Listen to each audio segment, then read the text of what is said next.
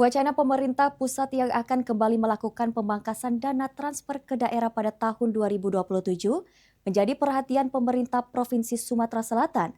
Meski demikian, pemerintah Provinsi Sumatera Selatan memastikan pelayanan publik akan tetap berjalan optimal.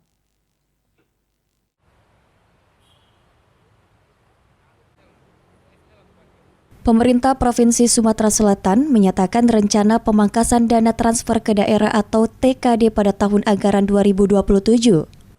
Sekretaris Daerah Provinsi Sumatera Selatan Edward Chandra mengatakan kebijakan tersebut tidak akan mempengaruhi pelayanan kepada masyarakat. Menurutnya, pemerintah Provinsi Sumatera Selatan akan terus meningkatkan kualitas belanja daerah agar lebih efektif, efisien, dan tepat sasaran. Selain itu, penyusunan program dan kegiatan akan terus disesuaikan dengan visi dan misi kepala daerah, sehingga anggaran yang tersedia dapat dimanfaatkan secara maksimal untuk memenuhi kebutuhan masyarakat.